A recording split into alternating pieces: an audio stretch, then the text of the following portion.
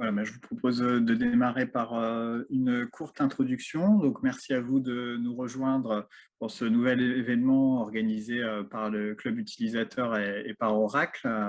Je vais avoir l'occasion de remercier tous les participants qui ont activement travaillé sur cette organisation. Juste deux éléments. Le webinaire va être enregistré pour pouvoir vous proposer différents replays. Donc, on vous demandera en fait pendant les présentations de mettre en mute vos micros en fait, et vous avez la possibilité de poser des questions. Alors plutôt par l'onglet questions et réponses que par l'onglet chat.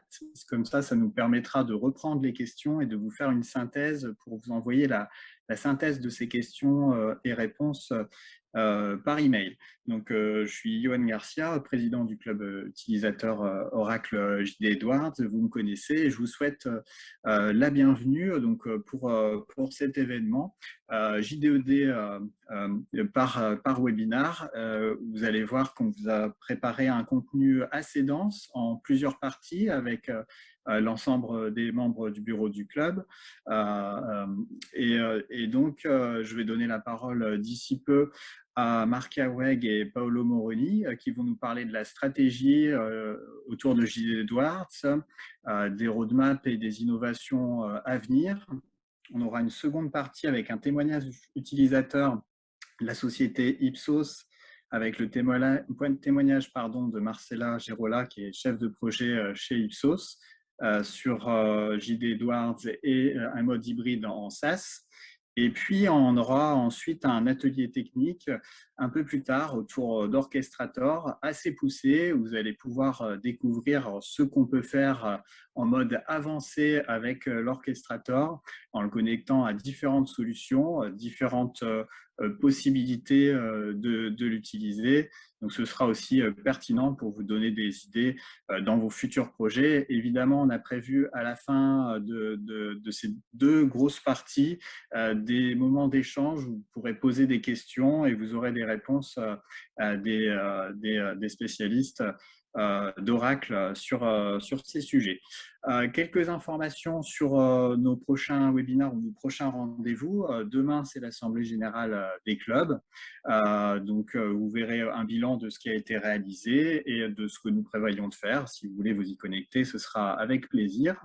Le 29 juin, donc la semaine prochaine, il y a la poursuite du cycle IA qui se transforme et qui devient un webinaire autour de l'innovation dans l'entreprise. On parlera d'intelligence artificielle et puis pas seulement, donc ça peut vous donner des idées de perspective et de prospective. Le 14 septembre, avec l'interconnexion autour de JD Edwards, différents exemples de comment interconnecter JD Edwards avec d'autres systèmes et le retour d'expérience de Decathlon. Le 19 octobre, sur les contraintes légales. Le 12 octobre, une matinée de l'innovation, comme on a l'habitude des fois de le faire au pavillon Gabriel, d'avoir des rendez-vous au pavillon Gabriel. On est en train de vous préparer un événement qui sera aussi très intéressant. Et en novembre, on travaille sur un atelier plutôt fonctionnel autour de JDE et de la finance.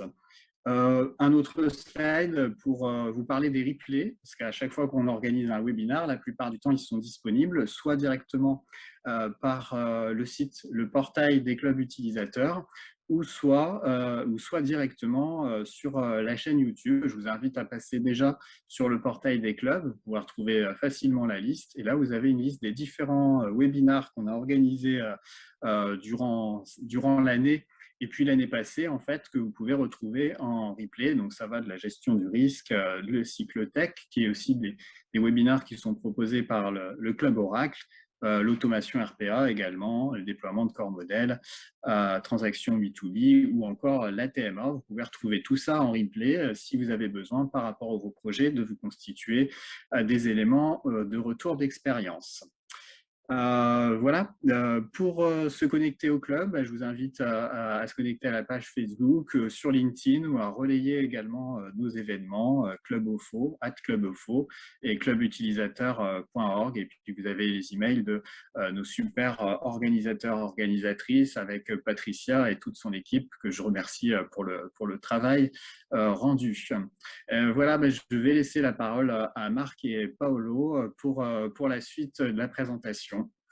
Merci et puis bon webinaire à tous. Merci, Johan. Et je suis très enchanté de pouvoir parler de Oracle et JD AdWords dans cette session. Moi, je commencerai et je passerai la parole après à Paolo qui va creuser un peu plus sur les aspects cloud avec et autour des JD AdWords. Je vais vous passer mon écran, montrer mon écran. OK. L'objectif pour moi, c'est de vous parler de la stratégie produit JD AdWords et du roadmap JD AdWords. Et je passerai une bonne demi-heure, 40 minutes sur ce sujet-là. Et comme déjà dit, Paolo Moroni va après rentrer dans un peu plus de détails en tout ce qui est cloud avec et autour de JD AdWords, en finalisant par un témoignage client dessus. Alors, où est-ce qu'on se trouve aujourd'hui? Et déjà, il faut qu'on regarde un peu le monde autour de nous. Et c'est évident, il faut constater que le monde a beaucoup changé. Avec Covid ces dernières années, mais pas seulement à cause de Covid, il y a d'autres influences, il y a d'autres choses qui se passent qui nous forcent à changer en continu, à s'adapter en continu. Il y a un nombre de facteurs clés de succès dans tout ça. D'abord, il ne suffit plus d'être très adaptif, de pouvoir s'adapter, mais il faut pouvoir maintenant le faire à une échelle énorme. Donc, la vitesse avec laquelle les entreprises ont dû s'adapter à travailler de la maison est énorme. C'est un changement énorme et ce n'est qu'un exemple. Donc, il y a toujours des changements qui nécessitent une adaptation, une réactivité qui va au-delà de la réactivité et des adaptations qu'on devrait faire dans le passé. La deuxième chose qu'on voit, c'est ça ne suffit plus de changer des petites choses ici et là et d'innover un peu. Non, il faut innover en continu. Et cette innovation, souvent, est aussi dans le digital. Donc, l'accélération énorme de l'adaptation des méthodes digitales, de faire des affaires, de se comporter dans le business. Donc, les facteurs clés de succès aujourd'hui, c'est une flexibilité, adaptabilité énorme, innovation en continu et une accélération digitale. Et tout ça se traduit dans le monde des applications et des ERP dans plusieurs éléments. Donc, cette innovation en continu, ça fait maintenant partie du monde des applications et de ce que les fournisseurs des applications, et Oracle évidemment, essaient de vous livrer. En plus, on n'est plus dans un environnement où vous devez avoir votre propre infrastructure, data center, avec une architecture très spécifique. Non, on est dans un monde où les choses deviennent beaucoup plus standardisées, aussi bien au niveau infrastructure, mais d'ailleurs aussi au niveau des applications et des technologies qu'ils utilisent. Et ça facilite, ça le rend plus facile à intégrer, à faire partie d'un monde digital. Et il ne faut pas oublier, évidemment, dans tout ça, la stratégie cloud.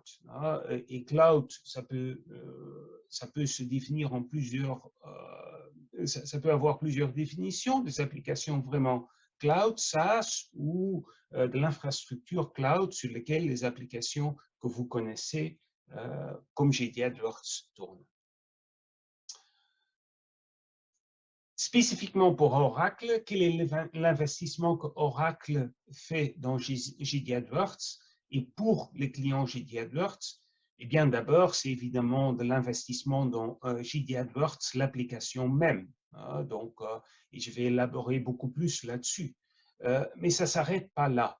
Donc, il y a de complémentarité. Il y a des applications SaaS qu'Oracle délivre qui peuvent parfois être très complémentaires avec Gigi AdWords.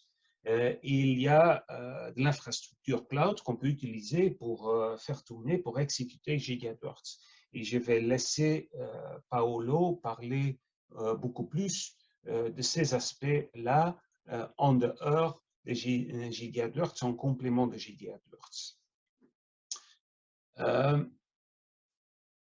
On est à quel niveau avec Gigi AdWords? Eh bien, la réalité, on a toujours plusieurs milliers de clients dans le monde, hein, dont la grande partie est sur la dernière version de Gigi AdWords Enterprise One, la version 9.2. Donc, on s'approche des 80% aujourd'hui. Hein, ce qui est très important pour nous, et je pense aussi pour ces clients-là, parce que c'est là que nous faisons notre investissement. Depuis qu'on a lancé la version 9.2 de Gigi AdWords, on a déjà délivré plus que 650, 670 nouvelles fonctionnalités dans cette version. Donc, déjà sur ces quelques années qu'on a eu la version 9.2, Gigi AdWords Enterprise One, il y a plein de choses qu'on a développées, il y a plein de choses qu'on a rendues disponibles au-dessus du premier release de la version 9.2. Et nos clients adoptent ces nouvelles fonctionnalités. Bon exemple, plus que 660 clients, 650 clients qu'on connaît qui utilisent l'orchestrateur, qui est un thème clé, je reviendrai dessus. Il y a bien de clients qui complémentent Gigi AdWords avec des solutions SaaS d'Oracle, aussi plus que 650. On voit une croissance importante dans l'adoption de Oracle Cloud Infrastructure pour la base installée Gigi AdWords, donc des clients qui font tourner Gigi AdWords dans le cloud Oracle. Et c'est une croissance énorme, une croissance qui continue. Et en plus, il y a un commitment très long terme sur le développement et le support de Gigi AdWords Enterprise One. On a toujours dit qu'on a comme objectif d'avoir un horizon roulant de support d'au moins 10 années. Eh bien, l'année passée, on s'est parlé, on parlait de 2031, l'année d'avant, c'était 2030, l'année d'avant, c'était 2028. Vous voyez que chaque année, on a étendu cet horizon. Et donc, aujourd'hui, notre commitment de support et développement sur la version 9.2 de Gigi AdWords Enterprise One est 2032, ce qui est, je pense,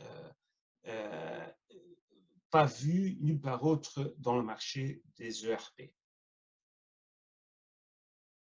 Parlons un peu de notre innovation continue côté produit. Et quand je parle d'innovation continue, cela veut dire qu'on délivre de la nouvelle fonctionnalité en continu. Et en gros, on les regroupe évidemment. Donc, on a 4 tools release par an. Hein.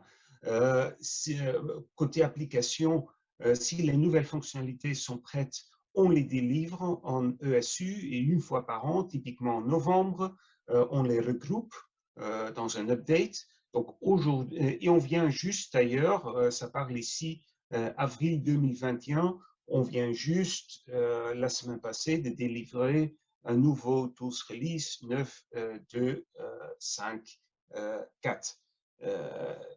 Et on a toute intention à continuer de cette manière. Hein, donc, en continu, on délivre des nouveaux tools, on délivre des nouvelles fonctionnalités sur un rythme qu'on a déjà prouvé, un rythme de plusieurs fois par an. Maintenant, ces investissements dans Gigi AdWords Enterprise One, où sont ces investissements? Il y a 3 grandes dimensions d'investissement, je dirais. Il y a d'abord l'application même, hein, et j'espère que je ne vous étonne pas avec ce que je dis ici, parce que c'est quand même quelque chose qu'on répète et qu'on prouve chaque fois qu'on délivre dessus. Donc, mais il y a d'abord l'investissement dans l'application même. Et l'investissement dans l'application même, c'est pour protéger votre business, améliorer votre business. Il y a la plateforme digitale. Donc, mettre JD AdWords au milieu d'une plateforme digitale, l'ouvrir à l'extérieur, faire du sorte que c'est très facile à utiliser dans un monde digital. Et on parle là de l'utilisation de l'orchestrateur, de l'automatisation des processus, des intégrations. Et troisième axe, troisième dimension, l'automatisation du système même, JD AdWords, le rendre plus efficace, plus facile de faire tourner JD AdWords, de maintenir JD AdWords. Rentrons dans un peu de détails sur chacune de ces trois dimensions et commençons par l'optimisation des applications. Et quand je parle d'optimisation d'applications, eh bien, plusieurs choses nouveaux. Donc, d'abord, protégez votre business. Vous êtes dans un monde où les besoins, les législations locales changent tout le temps, globales ou locales changent tout le temps. Eh bien, du côté JD AdWords, on essaie de suivre, on adapte les choses pour le rendre possible pour protéger votre business. Mais ça ne s'arrête pas là. Donc, il y a une dimension améliorer votre business. Et dans cette dimension, beaucoup des choses qu'on fait viennent vraiment de vous.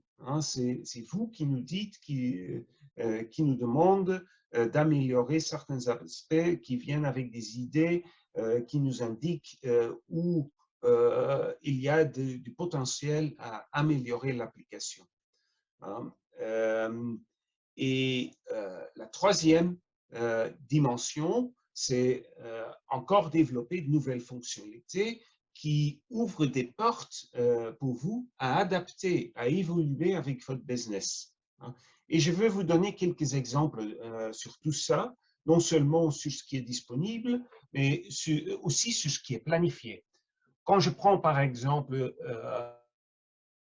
votre business, eh bien, il y a des choses comme récemment encore le Brexit. Maintenant, nos clients qui opèrent en UK auront besoin d'un un numéro EORI quand ils exportent en Europe. Et on a adapté nos applications pour rendre disponible un tel champ partout où c'est nécessaire. C'est un exemple où on suit ce qui est nécessaire pour supporter votre business.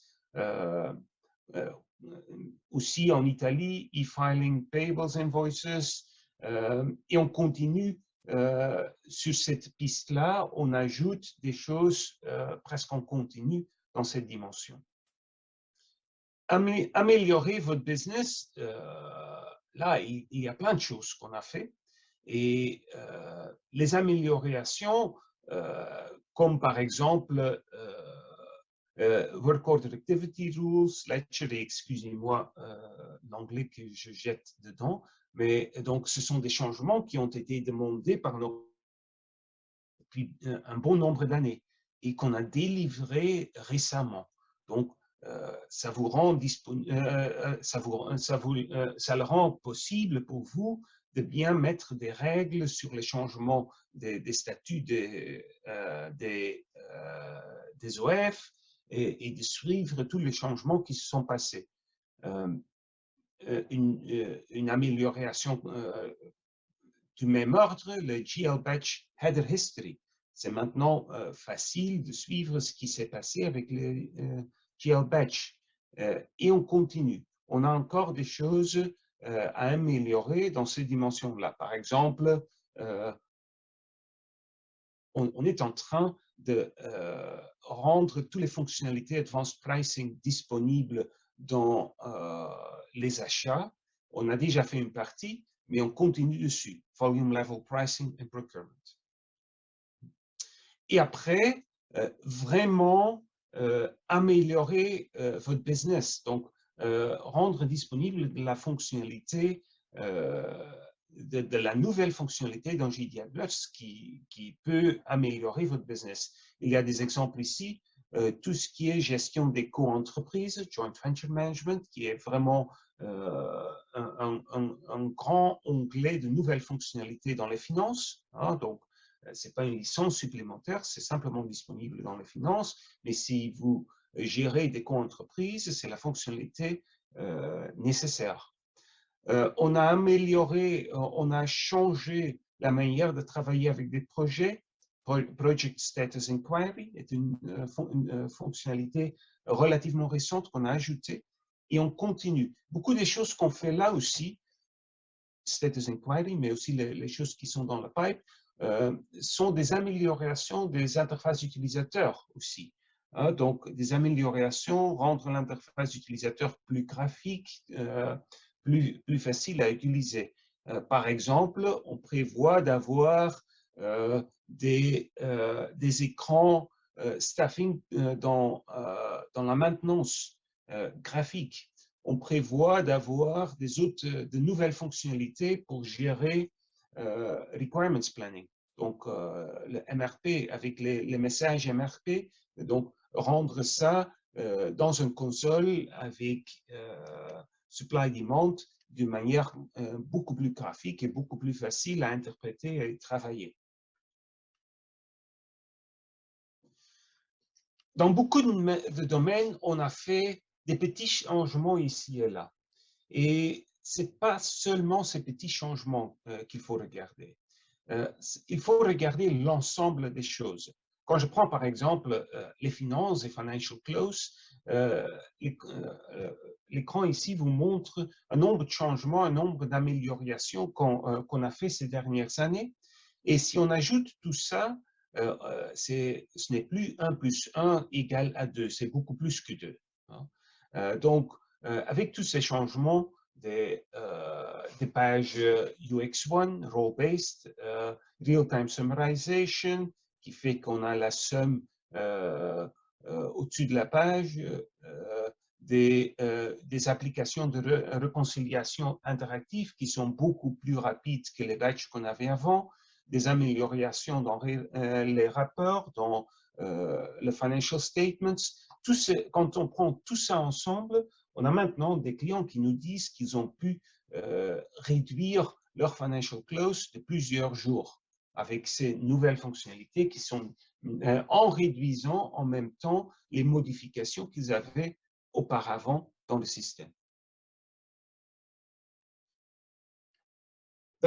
Tout ça, c'est ce qu'on a fait et ce qu'on planifie de faire sur le plutôt court terme, donc horizon une année, mais on ne s'arrêtera pas là. Donc, en recherche, on a encore des idées pour encore plus améliorer l'application. Et on pense là à des interfaces utilisateurs plus intelligents, à de l'intelligence artificielle à mettre dans l'application. Par exemple, vous pouvez vous imaginer que quand on a un accord avec un fournisseur, d'avoir une réduction quand on commande un certain volume sur l'année, on peut s'imaginer avoir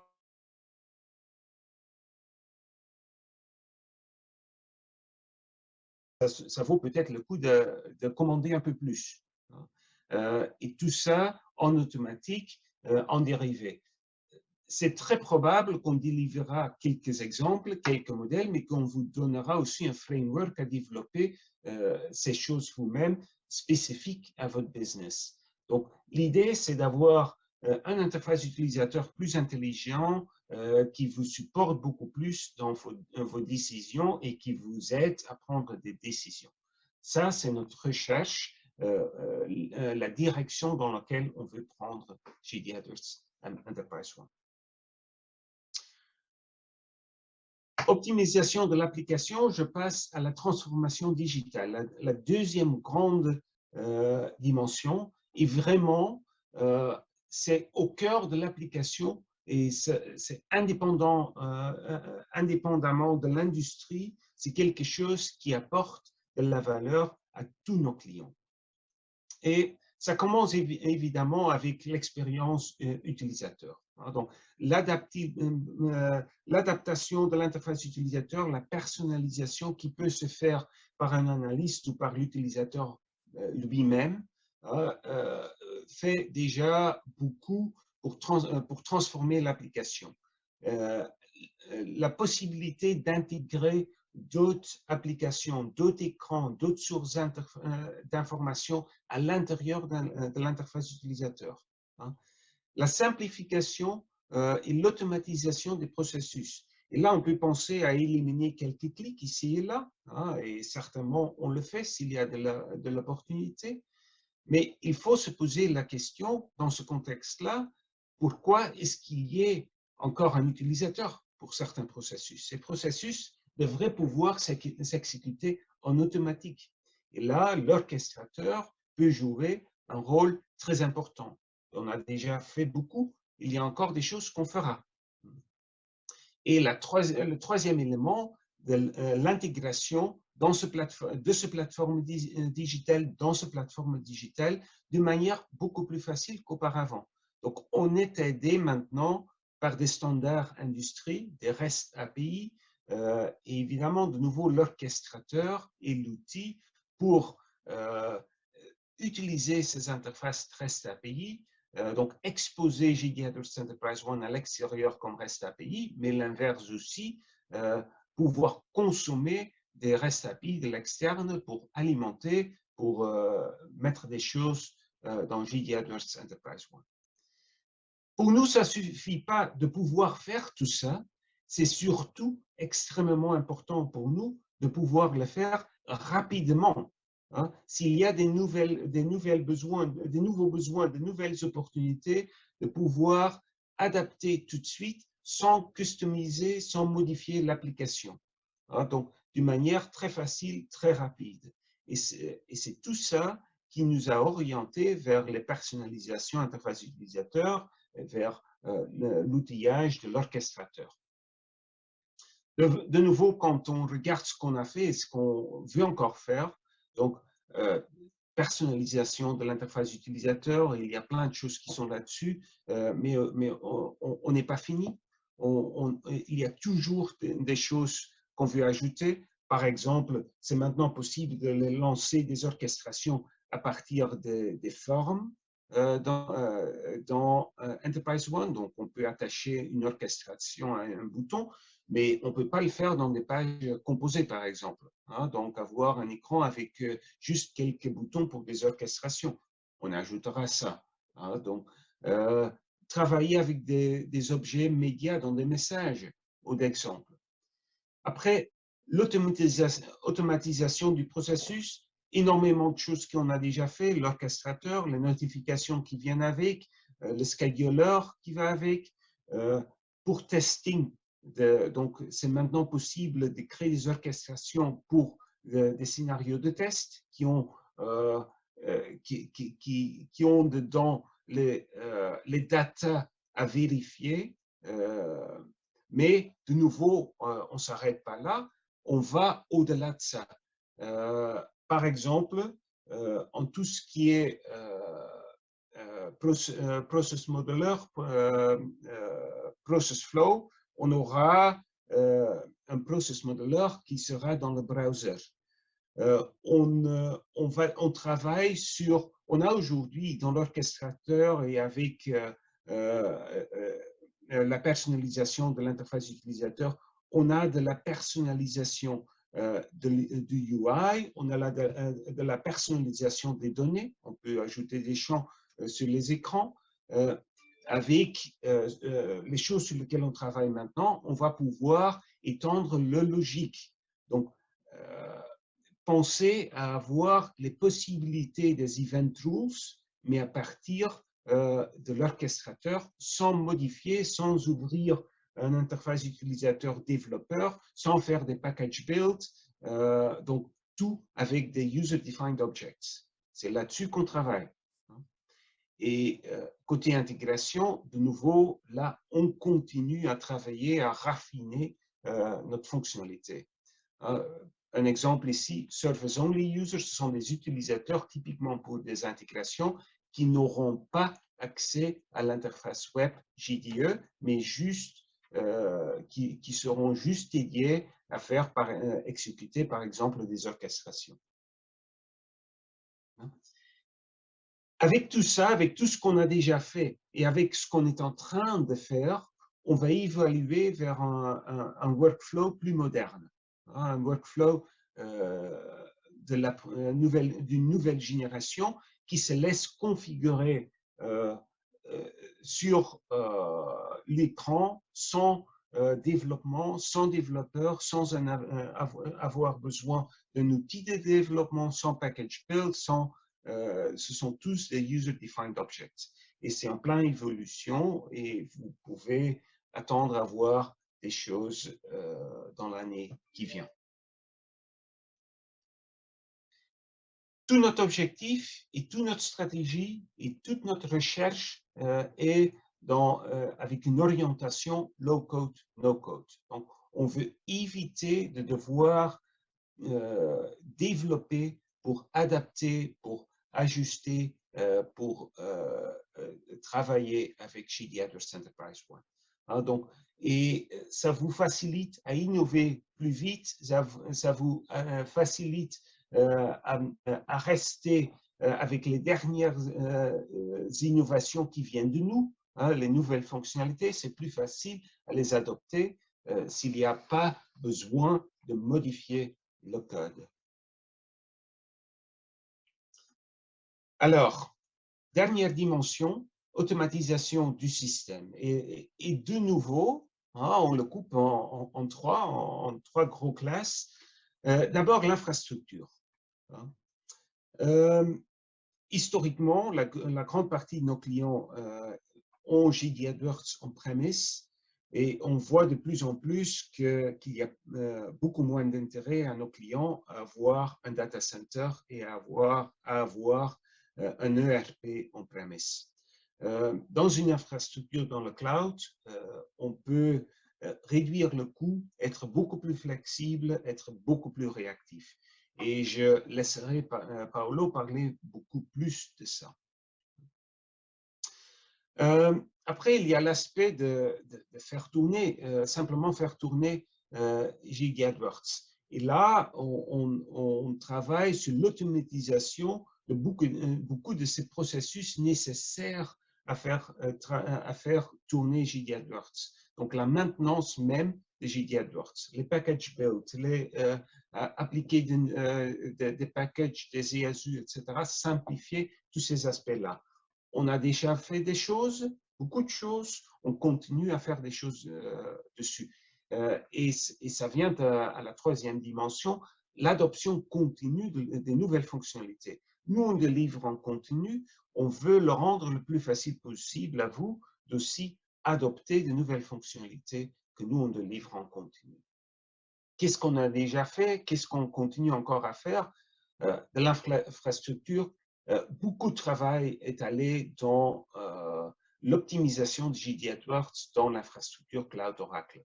On a des architectures de référence, on a de l'automatisation à installer et exécuter JD Edwards. On supporte de l'élasticité, de la base de données autonomous qui nécessite beaucoup moins, presque pas de maintenance. Et on continue à améliorer sur ces dimensions-là. Côté maintenance, exécution de JD Edwards, beaucoup des tâches de maintenance sont maintenant disponibles en REST API et ça se laisse automatiser même avec des orchestrations. On a créé des batch queues virtuels. Donc, il n'y a plus besoin d'assigner certaines tâches à certains batch queues. Non, ces batch queues peuvent être virtuels et automatiquement, le système peut décider quel batch queue utiliser. Et c'est très important quand on veut supporter de l'élasticité. Ajouter, par exemple, en temps réel des batch queues supplémentaires. On prévoit d'automatiser les package builds. On prévoit de pouvoir les déployer sans temps d'arrêt. Hein, donc, même si les utilisateurs continuent à travailler dans le système, d'avoir des déploiements des packages en automatique.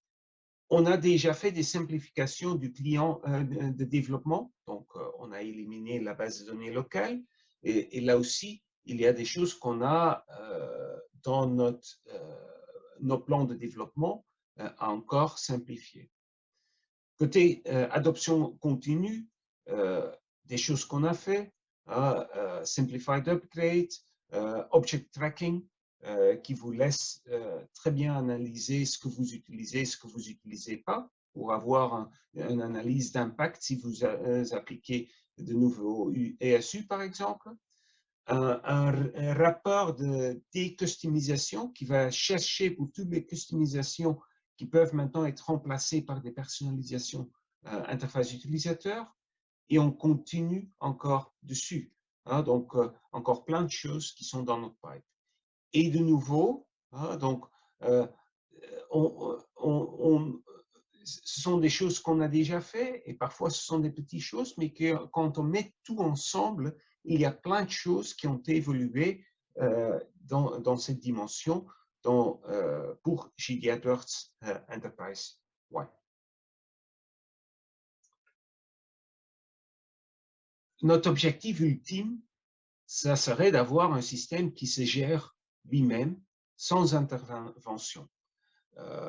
Évidemment, c'est un objectif ultime, mais de plus en plus, on rend les outils disponibles, on met l'intelligence dans le système pour approcher de cet objectif de plus en plus.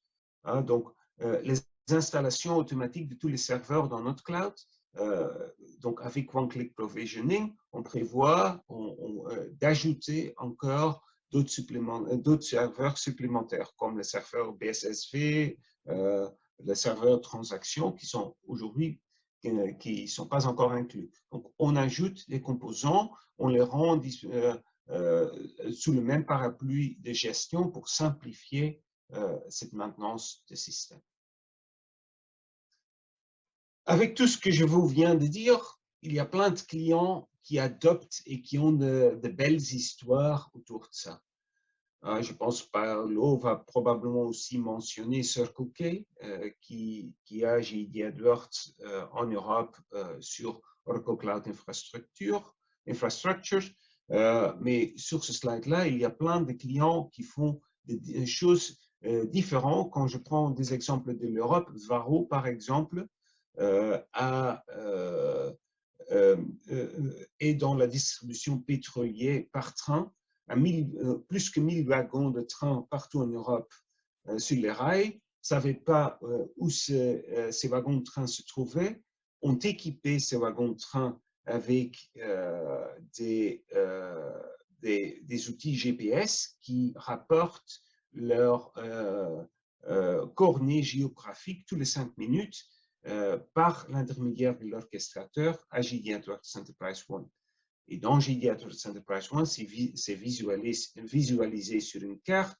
Les notifications automatiques sont envoyées au dépôt quand un wagon va arriver. La maintenance est informée, et ainsi de suite. Un autre exemple, Van Hessen en Hollande a créé une application mobile Android sur des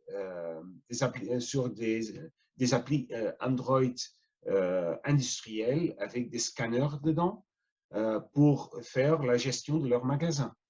Hein, sans intermédiaire, ça parle directement avec JDE par l'intermédiaire de l'orchestrateur. Donc l'orchestrateur est souvent, on voit aussi utilisé pour alimenter et pour travailler avec des interfaces utilisateurs alternatives développées en low-code, no-code.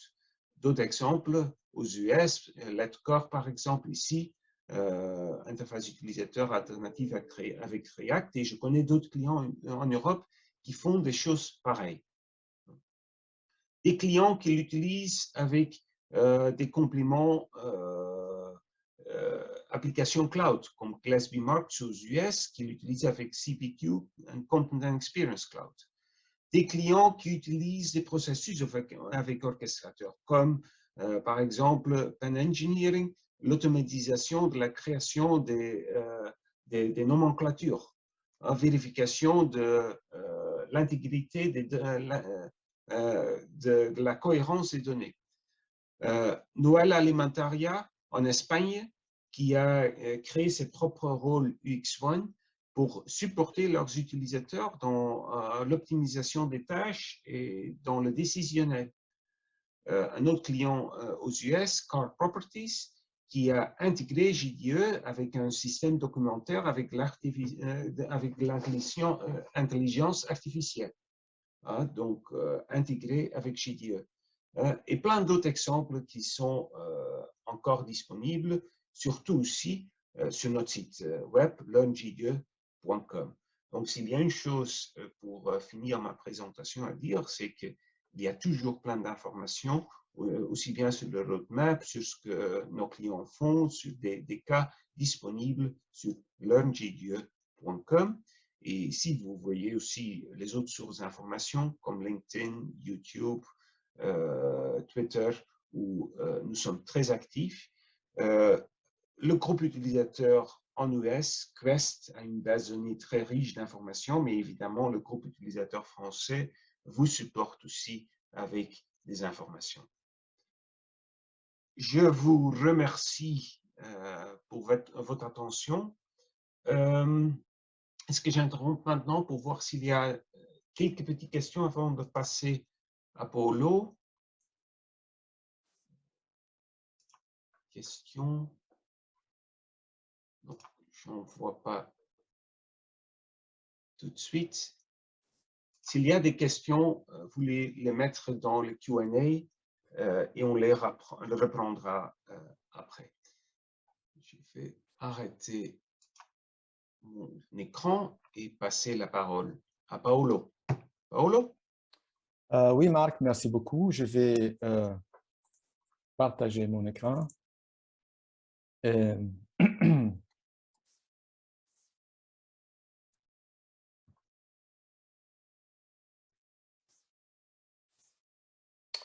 Est-ce que tu peux voir, Marc, mon écran bien? C'est bien? Je le vois, Paolo. Très bien. Et tu m'écoutes bien aussi, tu m'entends bien? Oui. Super. Je peux commencer alors. Merci. Merci, Marc, de ta présentation. Marc a parlé de LearnJDE et je commence aussi parce que LearnJDE, c'est un endroit très important où il y a beaucoup d'informations. C'est une adresse très importante et que notre équipe, l'équipe de développement JD Edwards, travaille beaucoup pour partager des informations avec les clients et j'espère que tous les clients connaissent très bien LearnJDE, mais s'il y a quelqu'un qui ne les connaît pas, allez-y faire un tour parce que c'est très, très bien. Je commence avec ma présentation. Okay? Je suis Paolo Moroni, je travaille pour l'équipe de développement JD Edwards. Je suis dans le Product Strategy. On va partager, parce qu'il y a une question, oui, on va partager les slides avec, vont être disponibles dans quelques jours. Okay? Aujourd'hui, je vais parler de les opportunités que les clients, les options disponibles pour les clients JD Edwards qui sont intéressés à exploiter l'offre cloud d'Oracle. Okay? L'option, Marc a parlé de l'évolution du produit JD Edwards. L'option principale pour tous les clients JD Edwards, c'est de continuer à faire évoluer, à suivre l'évolution du produit, d'utiliser JD Edwards pour la transformation digitale. Il y a beaucoup de nouveaux utiles comme l'orchestrator qui continue à être amélioré. Mais il y a des options supplémentaires dans l'offre cloud Oracle qui peuvent être très intéressantes pour les clients JD Edwards. Et on a identifié trois options. La première, c'est d'utiliser JD Edwards sur l'Oracle Cloud Infrastructure. L'autre, c'est d'utiliser JD Edwards de façon hybride avec deux composants de l'offre Oracle Cloud, comme les services PaaS et les applications Fusion Cloud Applications. Et puis, la dernière option, c'est de passer à Fusion Cloud Application, passer de GD Edwards à Fusion Cloud Application. Marc a déjà montré cette slide. Moi, je veux la utiliser encore parce qu'il y a deux statistiques qui sont très intéressantes pour ma présentation et sont marquées en jaune. La première, c'est le numéro de clients GD Edwards qui utilisent déjà GD Edwards avec des applications cloud. 650 clients, c'est beaucoup. C'est une méthode expérimentée, on peut dire. Et puis, la forte croissance des clients GD Edwards qui sont passés à utiliser GD Edwards sur l'OCI, l'infrastructure cloud Oracle. On va voir maintenant un peu plus en détail les différentes options que j'ai introduites, mais avant ça, je voulais être sûr qu'on est en phase sur ce qui est l'offre cloud Oracle.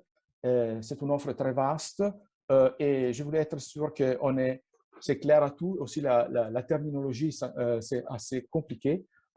Alors, je vais essayer de faire un petit récap. En bas, vous trouvez la Oracle Cloud Infrastructure, qu'on appelle OCI. C'est une plateforme de nouvelle génération. Et après ma présentation, il y aura aussi une intervention de Lionel Dubreuil, qui est le directeur du Centre d'excellence de OCI, qui va nous donner quelques informations supplémentaires. Mais alors là, c'est l'offre IaaS, Infrastructure as a Service, de Oracle. Et dans les IaaS, il y a les éléments qui sont inclus dans les IaaS, les ressources de calcul, des réseaux, de stockage, de sécurité, etc. Et là, on parle d'offre IaaS. En vert, un peu plus en haut, on a l'offre PaaS. Ce sont des services qui sont disponibles sur la plateforme Oracle Cloud. C'est Platform as a Service. Quelques exemples. Integration Cloud Service, c'est un outil qu'on peut utiliser pour intégrer GD Edwards, par exemple, avec des autres applications. L'Autonomous Database est disponible comme PaaS sur la plateforme OCI. Et puis, des autres outils de développement, par exemple, pour développer des applications mobiles. On va parler de ça un peu plus dans une autre slide, une prochaine slide.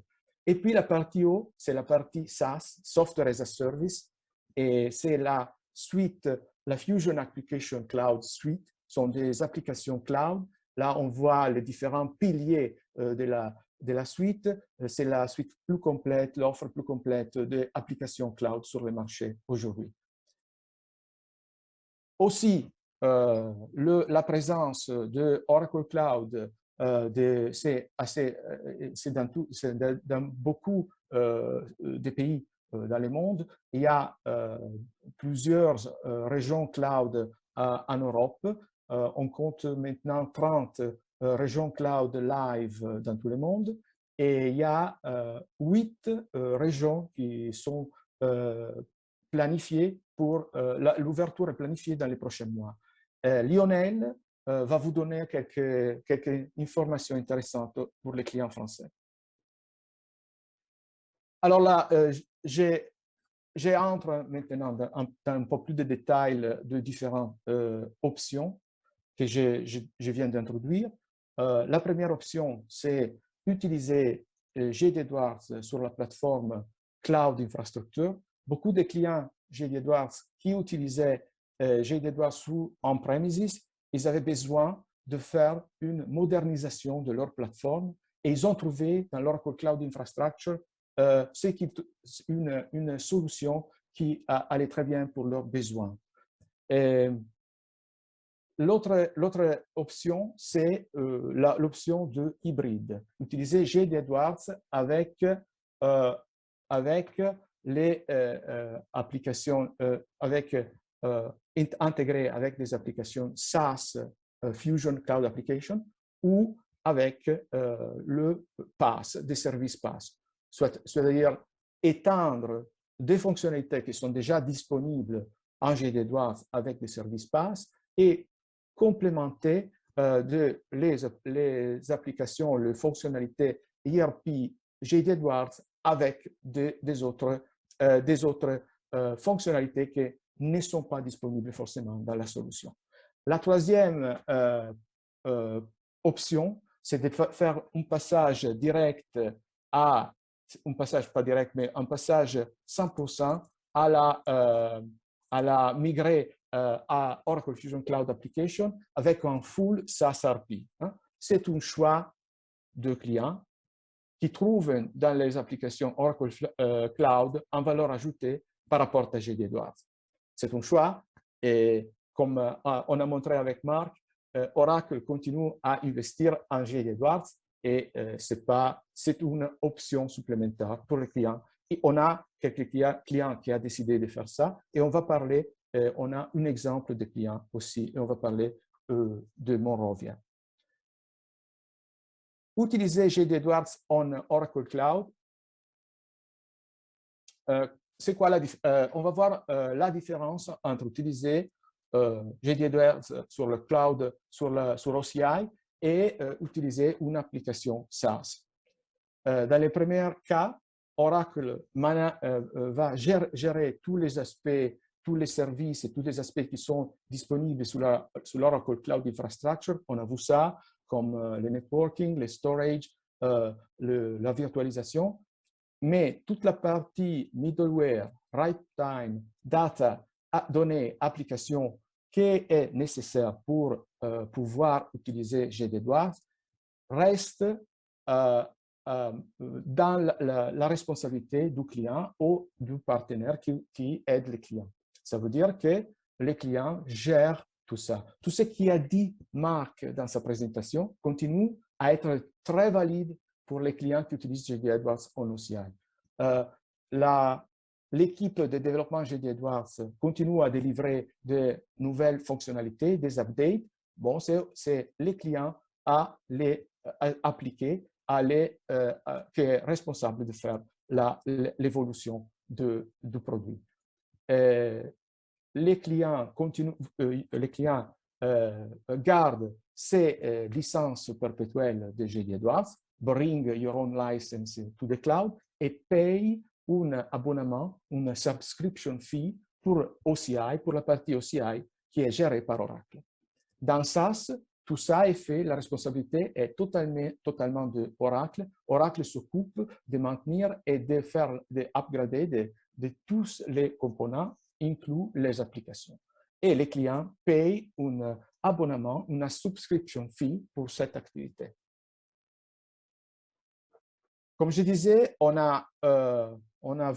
voit beaucoup de clients qui utilisent GD Edwards sur l'Oracle Cloud et on a pas mal d'infos pour comprendre pourquoi ils ont décidé de faire cette démarche.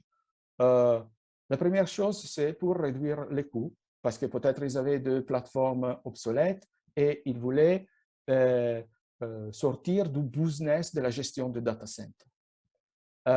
L'autre chose, c'est qu'avec l'Oracle Cloud Infrastructure, un client paye seulement ce qu'il utilise. Okay?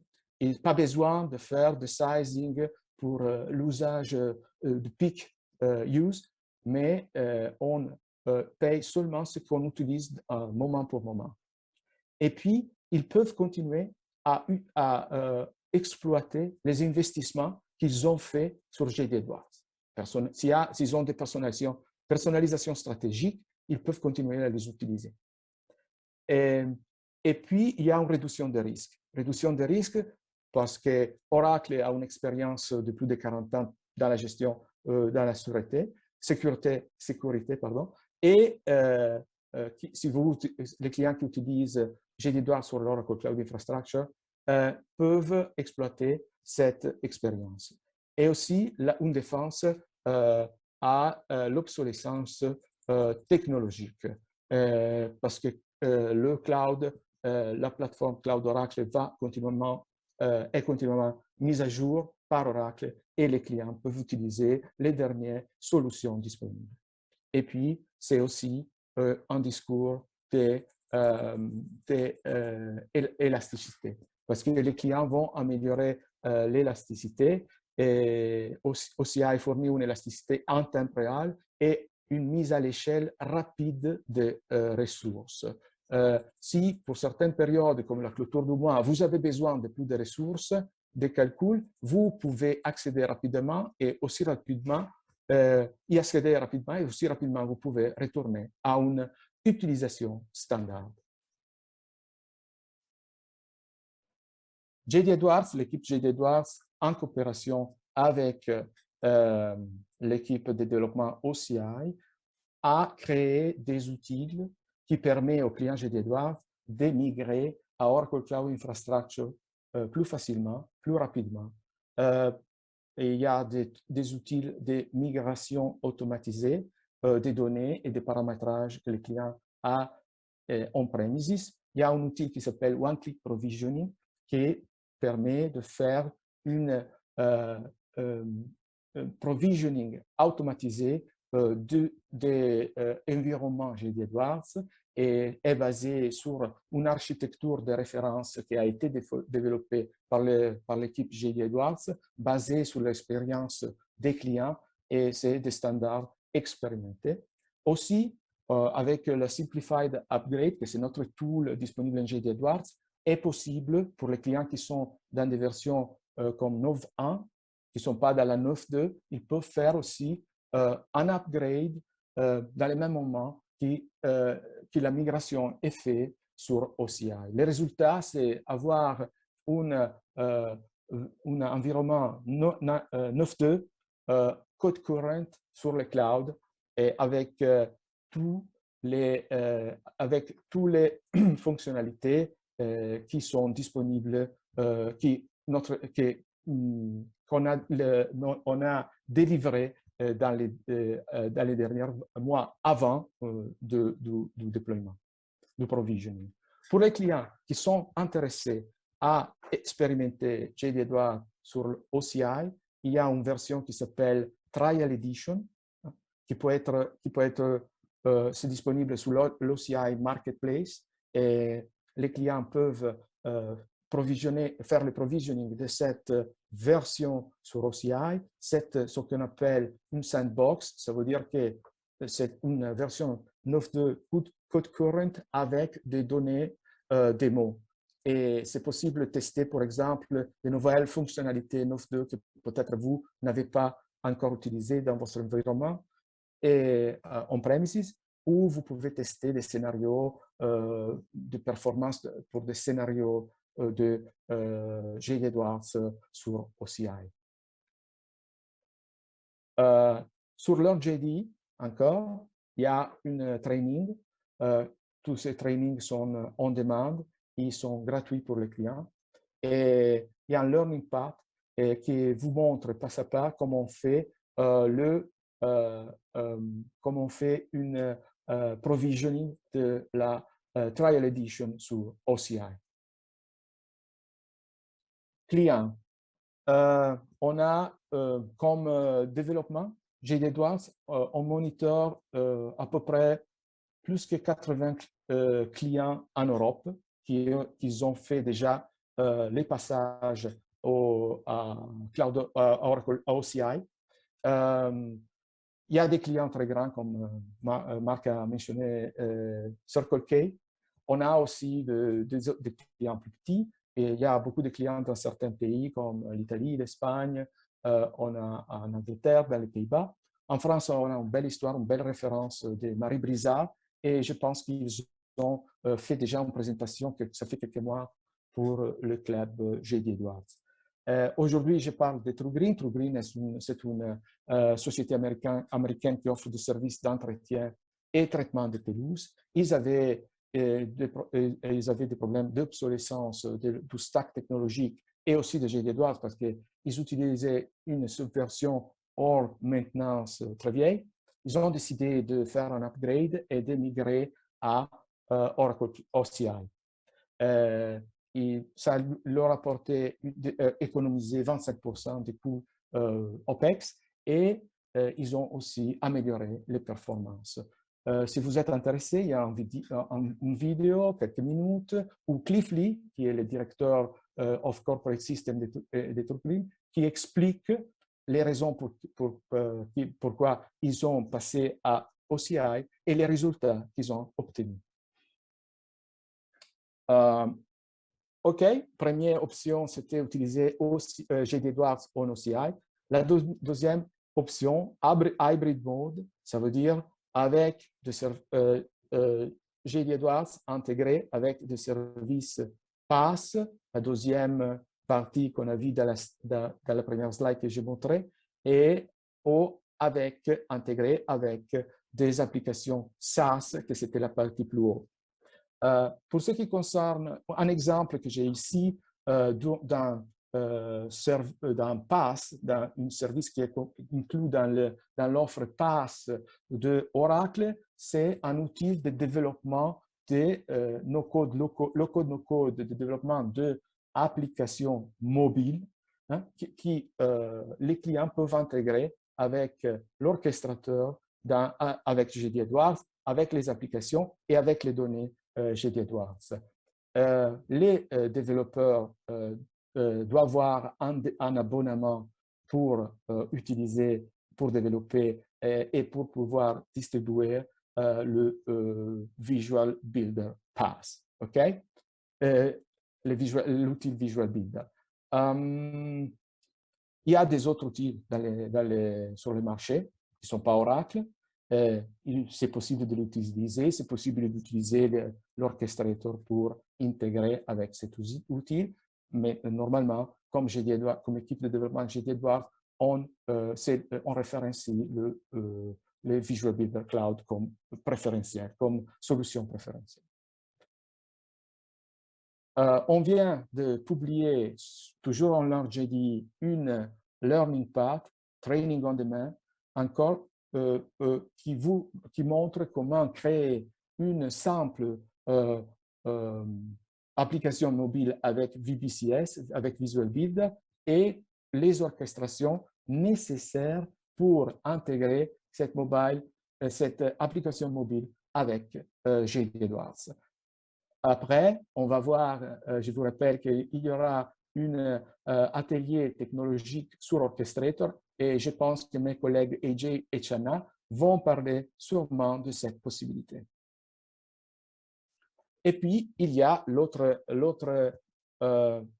toujours dans l'option 2, il y a la possibilité d'intégrer des solutions cloud SaaS avec GD Edwards. Pardon. Comme je disais, on a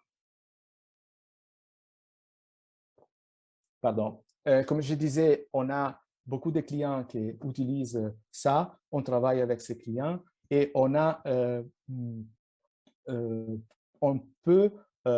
trouvé des success factors, des facteurs de succès qui rendent plus simple aux clients d'adopter des solutions SaaS. Ça veut dire que, par exemple, un facteur de succès, c'est les clients ont déjà mis en place une conduite cloud-like. Ça veut dire quoi? Ça veut dire utiliser GD Edwards en OCI, ça veut dire être un off de code current, ça veut dire avoir des stratégies de modernisation avec GD Edwards, d'innovation continue et, par exemple, utiliser Modern UX, utiliser l'orchestrator pour faire de process automation, sont utilisés GD Edwards de manière qui semble beaucoup à l'utilisation d'une application cloud.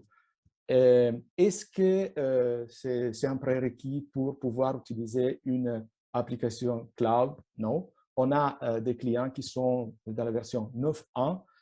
Ils n'utilisent pas encore l'orchestrator, mais ils ne sont pas sur OCI et ils utilisent des applications cloud intégrées avec GD Edwards. On dit seulement que c'est plus simple et c'est une question de préparation du projet, que ça va être plus simple. Il y a beaucoup de considérations à faire pour les clients qui vont adopter une solution SaaS. Par exemple, il y a des coûts, des charges, des passages ou d'adoption de solutions cloud qui sont pas forcément évident, mais qu'il faut évaluer, avant de commencer les passages. Par exemple, la culture. La culture de la société, il faut voir si la société est prête à faire adopter la standardisation qui est requise par une solution application cloud, s'il y a aussi la volonté d'implémenter, d'utiliser les modern best practices qui sont présentes, qui sont disponibles dans les applications cloud et qui sont un atout important pour les clients qui vont utiliser les clouds. Il y a beaucoup de considérations à faire. Par exemple, Cambly, c'est les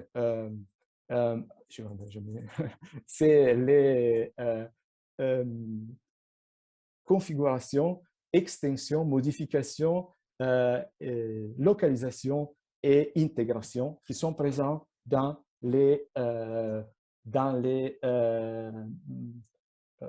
l'application on-premises que peut-être on va substituer avec une application cloud. Il faut évaluer l'importance, il faut évaluer les valeurs ajoutées de tous ces éléments qu'on a dans la solution on-premises, voir ce qu'on peut virer, si les valeurs ajoutées est minimum, il ne faut pas les considérer, mais si les valeurs ajoutées est très haut, il faut évaluer si c'est possible obtenir les mêmes résultats avec la solution cloud. Comme je disais, les considérations qu'on a pu documenter sont beaucoup. Il y a un document sur l'RGD, qui c'est un PDF, qui c'est un executive brief, qui entre beaucoup plus de détails sur cette considération et je vous invite à aller voir si vous êtes intéressé à commencer ce type de chemin. Clairement, pour beaucoup de clients, les bénéfices sont plus que les charges, que les coûts, et ils décident de passer ils décident d'adopter des solutions cloud. Aussi, très important, c'est les produits fit, mais c'est évident et c'est normal. Il y a des solutions cloud, des applications cloud qui apportent beaucoup de valeurs intégrées avec GD Edwards, des autres qui sont beaucoup moins intéressants. Et on va parler de ça un peu plus dans les prochaines slides. Dans les passages, dans l'adoption de solutions des applications cloud, on voit 3 chemins qui sont suivis par les clients. Le premier chemin, c'est Start at the Edge. Ça veut dire adopter une solution best of breed qui va compléter peut-être une des fonctionnalités qui sont déjà disponibles en GD Edwards. Et l'intégration peut être un peu plus simple. Et les projets, c'est moins long et on voit des résultats assez vite. Ça veut dire que c'est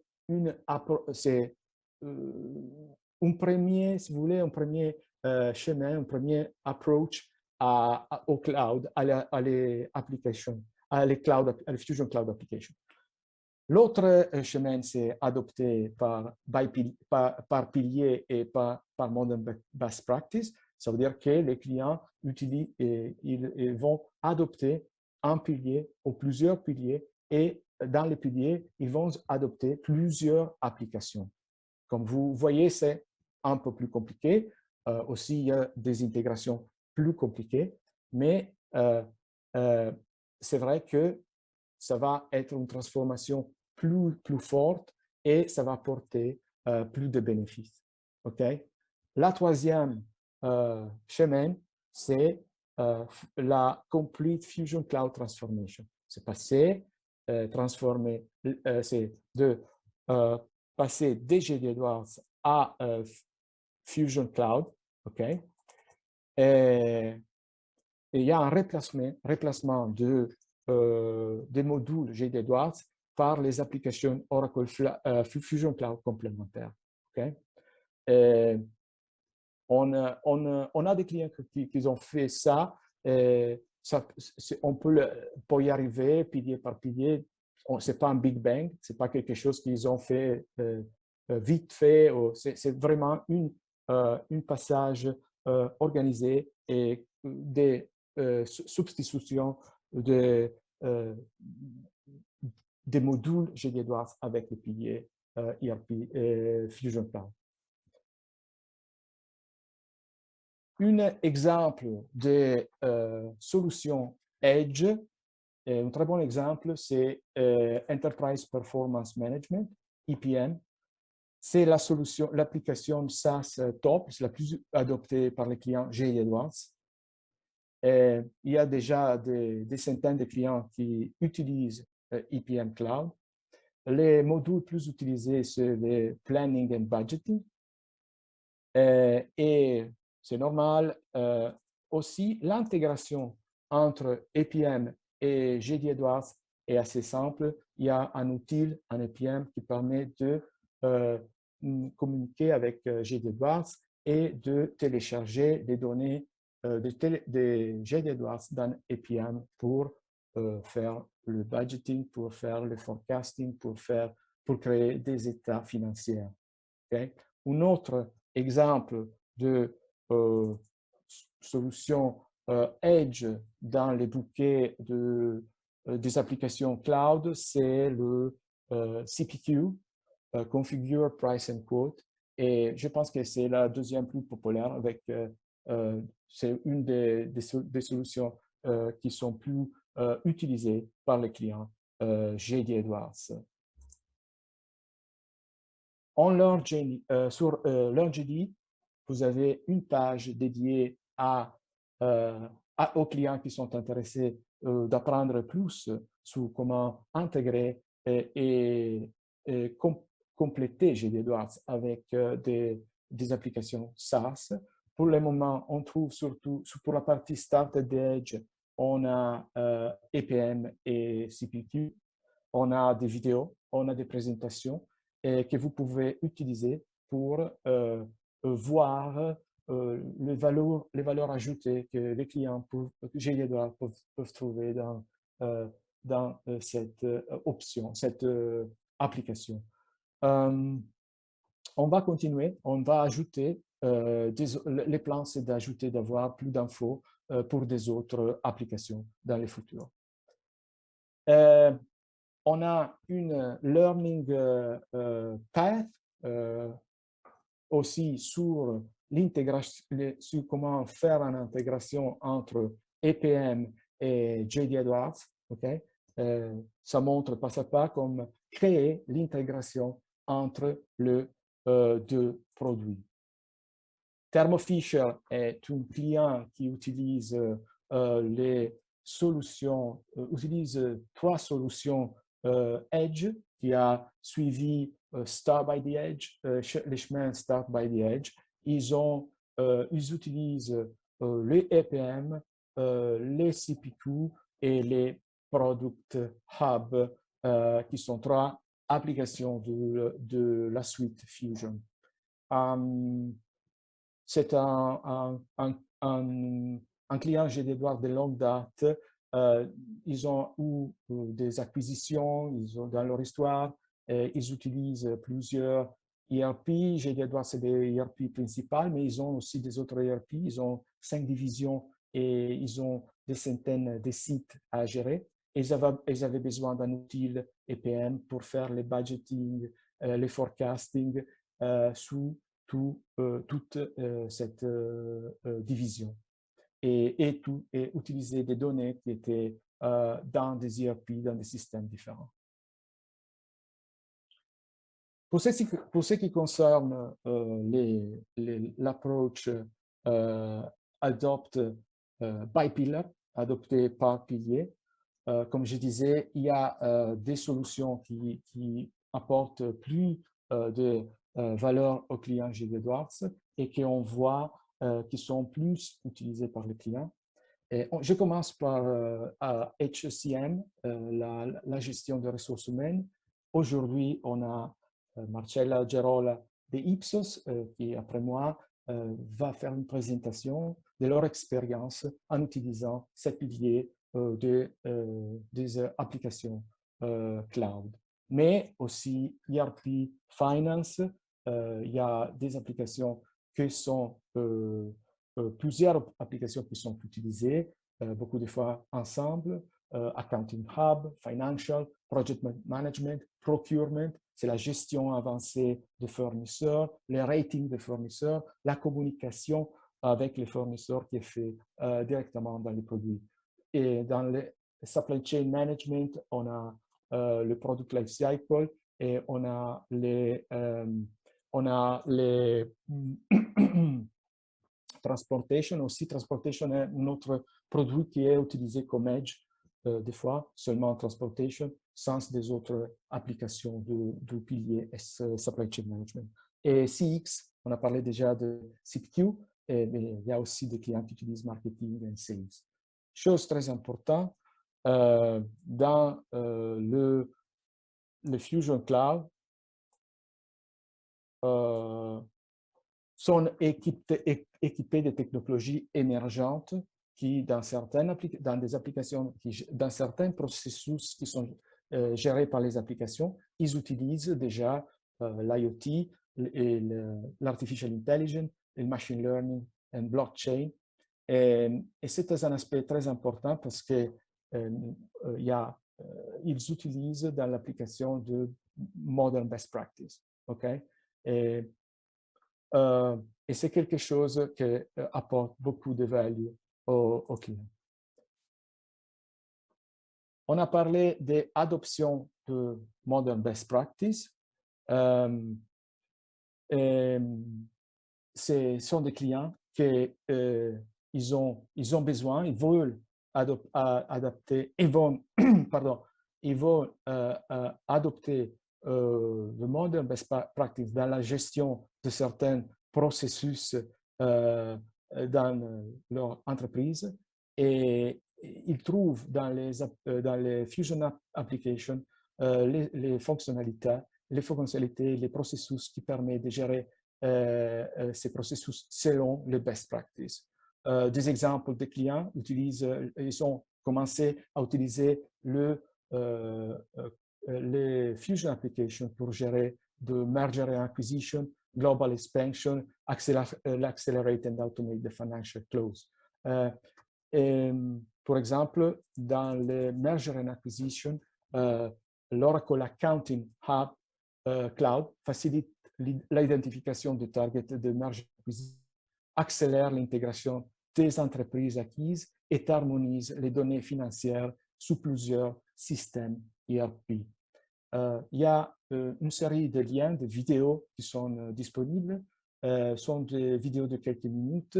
En chaque vidéo, il y a une expérience d'un client, un témoignage d'un client qui a été poussé à adopter les cloud applications pour mettre en place de modern best practice. Argo, GoPath et Lyft sont des clients GD Edwards. Il y a aussi les témoignages d'Oracle parce qu'on utilise les Fusion Cloud Applications dans la gestion financière. Et en ce cas, ils expliquent comment les bénéfices qu'on a eu en utilisant le Financial Close du pilier ERP Finance. Et puis, la dernière option, c'est les passages complets à Fusion Cloud Application. Monrovia, nous avons un certain nombre de clients qui ont complété les passages de GD Edwards à Oracle Fusion Cloud. Monrovia est un client de longue date de GD Edwards, c'est notre client de longue date et ils ont utilisé GD Edwards pour beaucoup de temps, mais au fil du temps, ils ont adopté de nombreuses personnalisations de processus manuels et ils ont ajouté des systèmes disparates et déconnectés qui ont précisé qu'ils étaient plus, à un certain point, ils ont reconnu que leurs besoins dépasser ce que G2 pouvait fournir. Et ils ont décidé, ils ont commencé et achevé avec succès leur transformation vers Oracle Fusion Cloud. Ça, c'était un procès assez long, ça a pris plusieurs années et la transformation s'est faite de manière très méthodologique et en adoptant pilier par pilier, remplaçant au fur et à mesure chaque pilier comparable à un GD2. Le résultat final a été un changement de mode de vie au sein de l'écosystème de Monrovia qui leur a permis de réussir à long terme. Ils ont aussi l'objectif futur, maintenant qu'ils sont live avec Fusion Cloud, ils ont l'objectif de commencer à utiliser les technologies modernes qui sont disponibles comme Artificial Intelligence et Machine Learning dans leurs projets et qui sont disponibles dans les Fusion Cloud. Il y a une vidéo de Kevin Jensen qui explique, qui raconte l'histoire de Monrovia, les raisons pour lesquelles ils sont passés à Fusion Cloud et aussi Fusion Cloud Application. Et aussi, c'est intéressant, il explique comment c'était les Fusion Cloud Application ont aidé l'entreprise et l'organisation de Monrovia à adopter de modern best practice.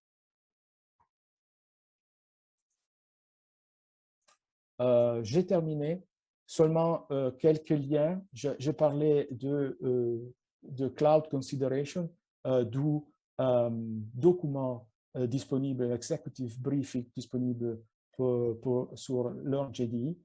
Et aussi, il y a des questions. Il y a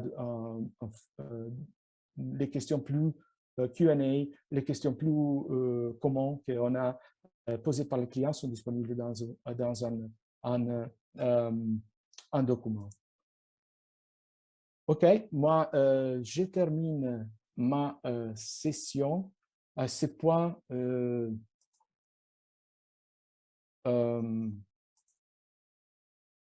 Je pense que Marcella maintenant, c'est bien Marcella qui va commencer la session. Je vous remercie pour l'attention et je demande à Marcella si elle est prête de commencer sa présentation.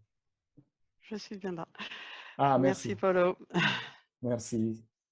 Je partage ma présentation.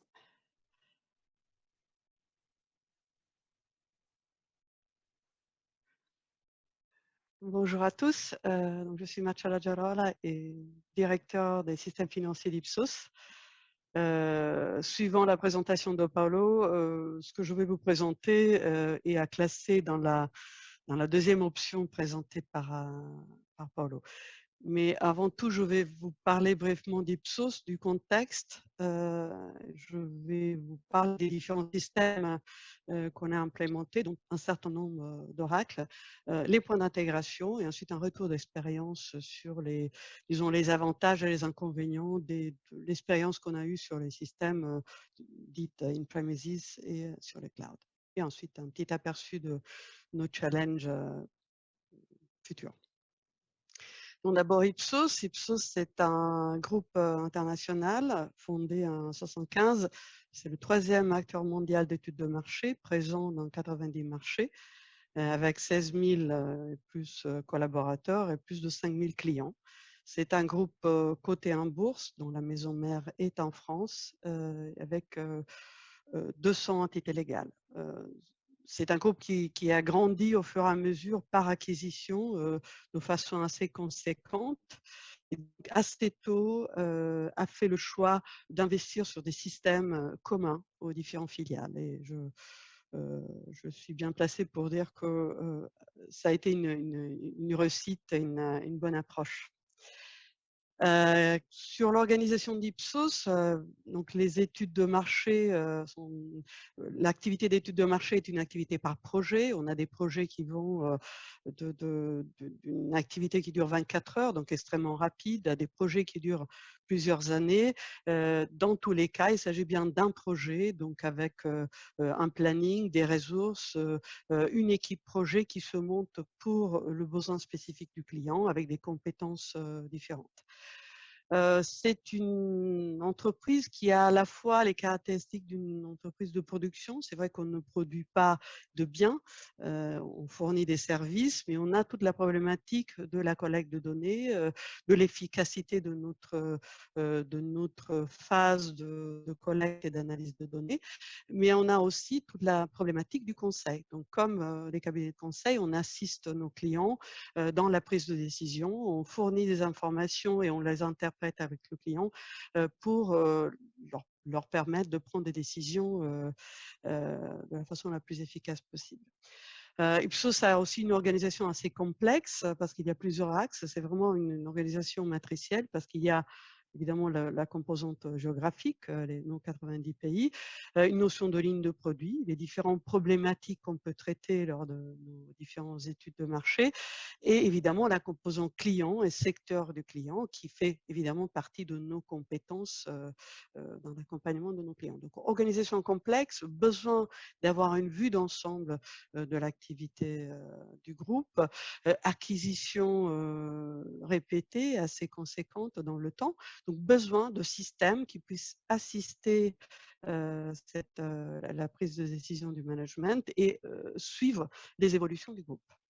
Donc, voici nos choix. Donc, on a, depuis l'année 2000, fait le choix d'investir dans l'ERP J.D. Edwards. C'est un projet qui a démarré lentement comme, disons, les acquisitions et l'évolution du groupe Ipsos lui-même, mais qui a progressivement évolué et plus récemment, dans les dernières années, est passé à un projet d'instance unique. Donc, J.D. Edwards chez Ipsos est une instance unique de l'ERP pour nos 90 pays. Donc, l'application est implémentée dans 100% de nos entités avec les modules classiques comptables, donc GL, APAR, fixe asset, mais également, et c'était une des raisons de notre choix d'origine, la partie job cost, donc la gestion des projets, avec une partie de la gestion des ventes pour tout ce qui est notre facturation. On est à jour dans la version et dans la version de tout le release. On utilise un outil de reporting qui a été développé chez Ipsos, donc ce n'est pas un outil de marché. Et on a l'outil HFM pour la consolidation statutaire, notamment pour produire nos comptes mensuels et nos comptes publiés. On a également des applications plus liées à notre production, vraiment à la gestion des projets et à la gestion de la collecte des données et de la restitution de ces données. Mais tous ces systèmes-là, ou la plupart de ces systèmes-là, sont hébergés. Si je reprends les termes de Paolo de tout à l'heure, c'est un mode IaaS, même si ce n'est pas chez Oracle. On a fait le choix de JDE et JDE est vraiment le cœur de nos référentiels. Là, on a notre liste client, on a nos listes produits, on a vraiment tout ce qui est organisation et les évolutions de l'organisation matricielle dont je veux parler tout à l'heure. Donc, c'est un peu le cœur de nos systèmes, mais on avait un module qui était le module ressources humaines qui était dans JDE, mais qui se limitait à un référentiel des employés. C'était assez limité. Donc, en 2016, Ipsos a fait le choix de chercher un vrai outil de gestion des ressources humaines et l'outil HCM Cloud est ressorti de cette phase de recherche. Donc, Ipsos a adopté cet outil et a pris l'opportunité d'acheter en SaaS à la fois les licences HCM, mais également une partie de l'ERP, et notamment la partie expense, pour une simple raison, c'est que l'idée était d'avoir un outil et un environnement qui soit homogène et cohérent et fonctionnant de la même façon pour tous les utilisateurs d'Ipsos. JDE étant plus l'outil à disposition des financiers et HCM Cloud, ou en tout cas la partie cloud, plus à disposition de la totalité des employés. Donc, on a implémenté HCM Cloud à partir de 2016. Toute la partie analyse, définition du besoin et configuration a pris quelques mois en 2016 avec un premier pilote en fin 2016 et ensuite un Big Bang sur tous les autres pays et tous les employés d'Ipsos du coup en début de 2017. Un tel projet n'a aucun sens s'il est fait au fur et à mesure, pays par pays, l'objectif étant d'avoir vraiment une vue d'ensemble de la headcount des employés d'Ipsos dans tous les pays du monde. Donc, depuis, on a implémenté d'autres modules, la gestion des performances, la gestion des talents, la gestion des compensations. Et on a fait aussi, pour faciliter l'adoption, parce que c'est vrai, ce que disait Paolo, c'est pas évident d'encourager les utilisateurs à adopter un nouveau système, à adopter un cadre qui est assez différent de ce qu'ils ont l'habitude de voir. On a fortement intégré HCM Cloud dans nos process. Et entre autres, on s'est concentré aussi sur les outils de paye de chaque pays pour arriver à une intégration complète entre le référentiel des employés d'HCM Cloud et les outils de paye qui restent bien évidemment locaux.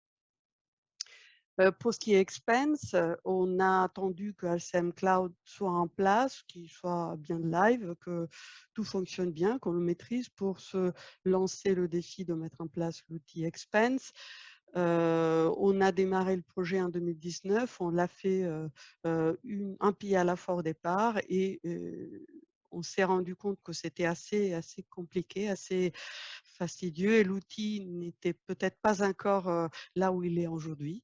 Donc, après un démarrage assez lent, l'année dernière, on a vraiment changé de cap, changé d'approche, trouvé une bonne démarche qui nous a amené tous les trimestres à démarrer 20 pays complémentaires. Et on en est aujourd'hui à 75% des entités implémentées. Donc maintenant, un aperçu des intégrations. Je le redis, JDE est vraiment le cœur de notre référentiel. Il était indispensable qu'on ne duplique pas les informations, qu'il n'y ait rien de ressaisi manuellement ou encore pire, non synchronisé ou paramétré de façon différente. Donc, on a dès le départ, dès l'implémentation d'HCM Cloud, développé à partir de JDE l'interface pour alimenter la partie référentielle, notamment la partie de l'organisation, les business units, le référentiel de business unit. C'est une interface qui est en temps réel et qui fait appel aux API disponibles dans HCM Cloud. On a également, encore une fois pour éviter toute double saisie et considérant que HCM Cloud devenait notre référentiel des employés, on a mis en place une interface qui est moins critique, donc elle est plutôt programmée 3 fois par jour pour extraire les nouveautés, les nouveaux employés arrivés dans HCM Cloud et les répliquer dans JDE, parce que dans JDE, un employé est un fournisseur et un utilisateur et est un job owner, donc il est important que le référentiel soit répliqué pour ça. Dernière intégration importante, celle-ci concerne Expense. On intègre les notes de frais qui sont initialisées et approuvées dans le RP Cloud avec JDE. Donc, la comptabilisation se fait bien évidemment dans les comptes de nos filiales dans JD Edwards, donc la comptabilité fournisseur. JD Edwards garde la main sur les paiements et par contre envoie à ERP Cloud l'information du paiement des notes de frais.